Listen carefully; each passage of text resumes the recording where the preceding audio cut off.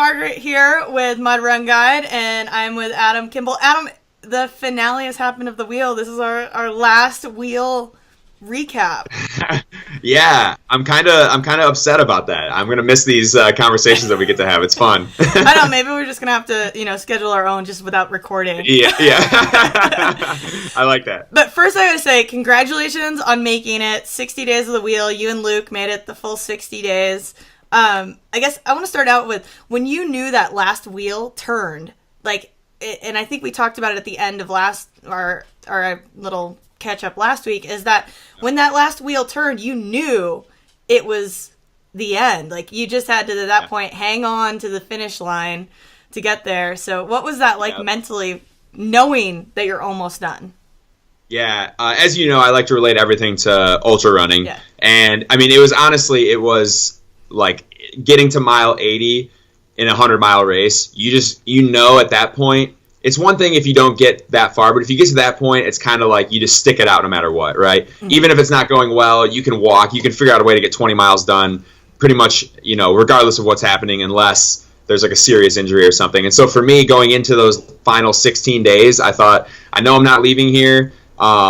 This is the final zone. There's only so much that can happen here. So as long as I can just hang on and make it to day 60, I'll be good. That was my mentality. Really the only thing that ever concerned me was, and I tried to get rid of these thoughts as quickly as possible, but every now and then I'd think to myself, what if you do something to screw it up and make yourself sick, or, just so close to the end. I was trying not to have those thoughts of tripping at the finish line, and fortunately I didn't. Yeah, and I mean, is it easier knowing that the finish line is there, or was it almost harder in a way because you're like, I'm going home in 4 days, I'm going home in 3 days, I'm going home in 2 days, like knowing that it's there and it's so close, but yet you still have those days to go? That's a great question, and you're totally right. I think it's the latter, because I would say the last week felt like an absolute eternity to me. The days were dragging really, really badly, and it felt like I was never going to go home, even though I knew I had 7 days left. And every 24-hour period felt like it was triple that length, and it was crazy how, when you know something's coming to a close in a situation like this, it actually seemed to elongate everything and make it seem like it was lasting longer. So that was just an added mental challenge to the whole thing at the end. Yeah, it just seems like it would just be like you're like ticking off the days, but yet it seems like the hours probably turned into days feeling, and the minutes were out. You're like, is it? Yeah. And you don't have a watch on, so you're like, really? Is it moving? Is time happening here? Right. Yeah, and like I said, that final week, it was really. I mean, I was just more or less, I just wanted the days to just go by as quickly as possible, and I was hoping for that to be the case, and it seemed like I was definitely watching the pot the entire time, and it was not boiling. and I think we'll just go past the Adam Kimble fishing debacle of you in the mountain zone, but which definitely made for your the whole experience a lot more difficult when it got to the end there. But so kind of bypassing that, I want to talk about, and I know they didn't show this, but you and I just talked about this before we started recording, and a really powerful, it sounds like, scene that happened. You got picked up and you got into the 4x4 and you're handed a satellite phone. So tell me, tell the world this that we didn't get to see. Yeah, so there was this really, really, again, emotional scene where I'm walking up to the 4x4 to get driven away from the final zone. And the driver, as soon as I get into the vehicle, he turns around, hands me a satellite phone, and he goes, I think this call is for you. And then I look at the phone, it has Karen's number on it, and it's dialing. And so I hop out of the 4x4, I sit on the ground, and Karen and I got a chance to talk for the first time in 60 days. And I talked to her for probably 20 minutes. And I basically just asked her everything I possibly could in that short amount of time. It started with, are we living in Illinois or are we living in California? And she told me right then that she got the job. And then, I immediately asked about Mark and how he was doing. And I didn't know at that time, but he had been in hospice for about 2 weeks to that point. And so she told me about him. That ended up being a really, really emotional scene at that point, just finding out that information. And then talked about a few other things. The Cubs won the World Series. Being from Chicago, that was a huge deal. And a few other things that I had missed along the way. So it was a really great scene. And they cut it. I guess they just, they didn't have a lot of time. If you noticed, the last maybe 7 to 10 days they showed happened very, very quickly. It was like they showed me, then they showed Luke, then the day changed, and they just did that back and forth until we got to the finals. So yeah, unfortunately they didn't show that, but that was a really powerful moment. Yeah, and I know we talked briefly too, like that Mark has passed away, and we saw that on the show, and he passed away 2 days after your 60 days ended. You weren't back home yet, so you guys didn't get a chance to talk or connect, but I mean, how did that feel when you kind of knew that, yes, Mark he had made it through the whole time period? Yeah, I'm very close. Both Karen and I are very close with Mark's wife, Jess, and I got a chance to talk to her, and both of us really felt that it really seemed like Mark was hanging on for me to get back, at least in part, and that was both heartbreaking and also really cool at the same time. Because he was, like I said, he was in hospice for 2 weeks. His body had pretty much completely deteriorated. He wasn't eating. It seemed like he should have gone sooner than he did, but he held on for me to finish the wheel. And I finished on November 7th, and it took a little bit of time. They held us before they sent us home, and then when I was in transit coming back from South America, he passed away on November 9th, and I didn't make it into the U.S. until the 10th. So it was sad to know that, but also I knew he was with me every step of the way when I was out there, and that didn't stop.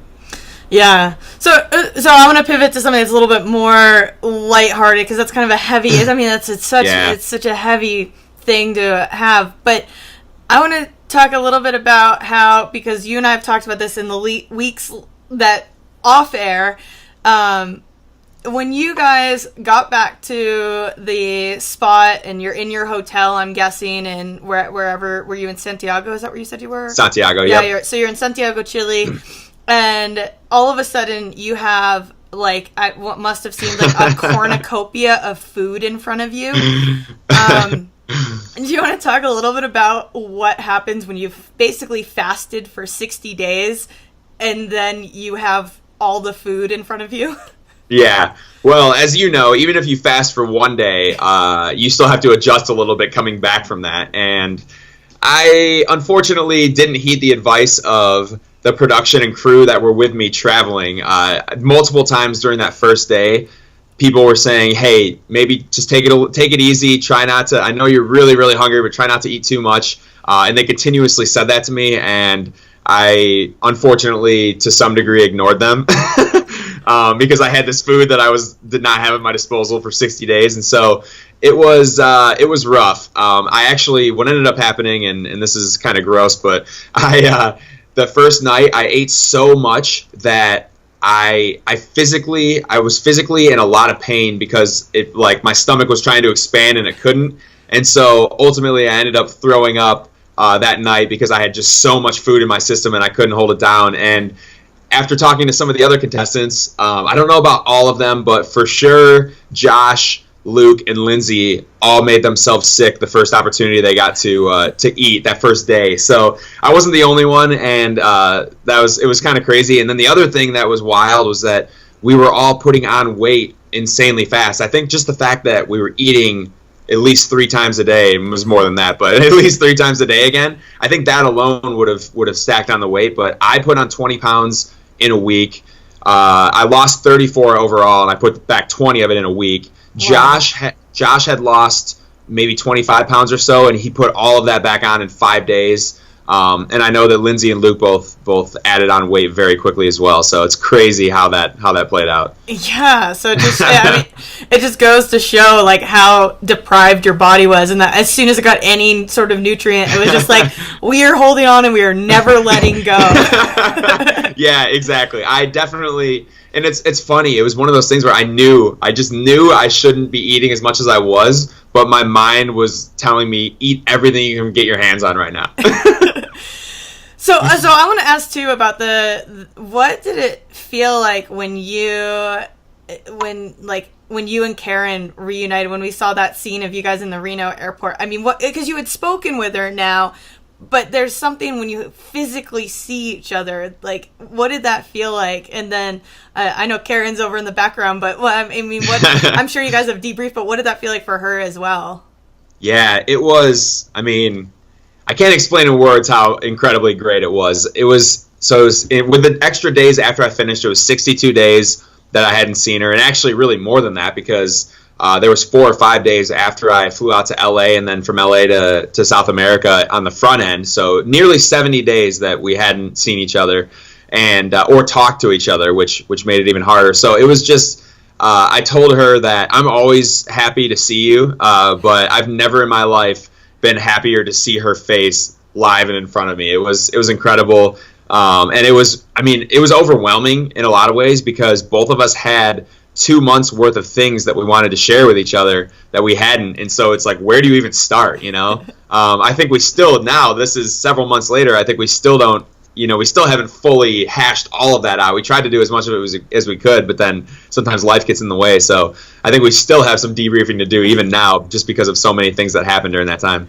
Yeah, and it's not like when you were working for Red Frog Events, you were traveling all the time. So it's not like you guys weren't used to being away from each other.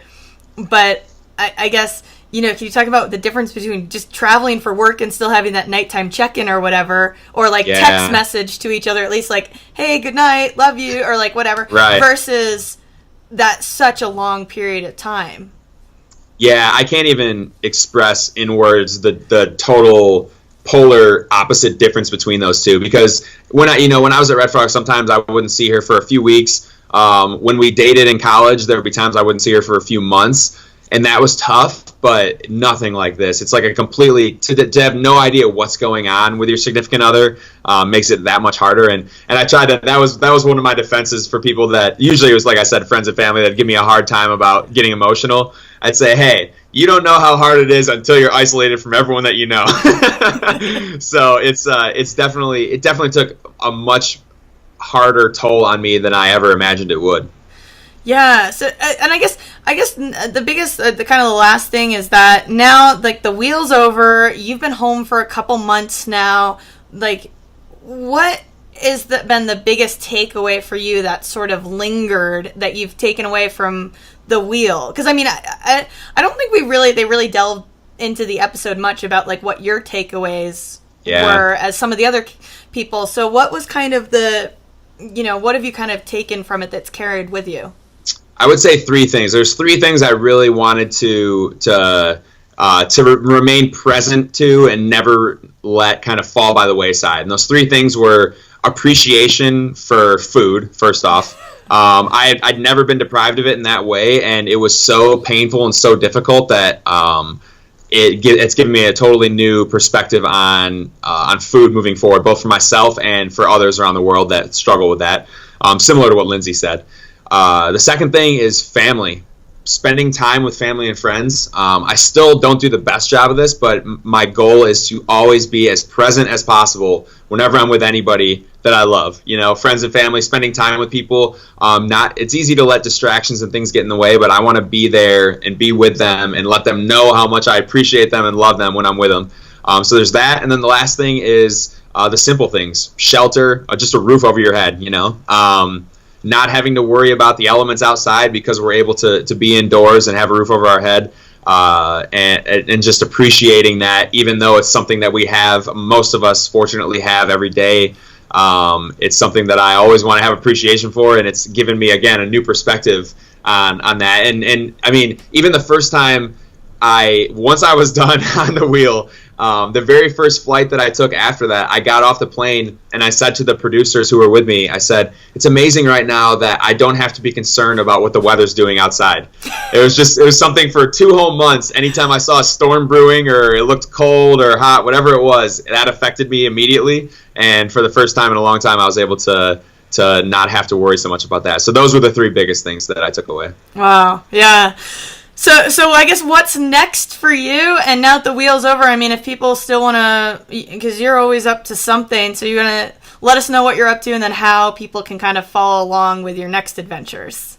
Yeah, so I pretty much let everybody know what's going on through my Adam Kimble Ultra Runner Facebook page. All the information is on there. I'm going to be back into racing again, which I'm excited about. I just ran a marathon this morning in Napa Valley, and I PR'd actually, which was great. So it's nice to know that my body is physically back to a good point after being so broken down from the wheel. And I'm going to continue public speaking and doing some other things like that. I got some really awesome opportunities to just recently I spoke to there was a conference of high school teachers in Illinois. Actually, the day of the finale, I spoke to them. That was great, and I've got a few other pretty cool opportunities coming up. So continuing my public speaking career, running as always, and seeing what other adventures pop up along the way. Well, thanks, Adam, and thanks for, letting us kind of come along your journey on the wheel and then have all these catch-ups with you each week. This has been great, so thanks so much. It's been awesome. Thanks so much for being a part of it, Margaret. I appreciate it.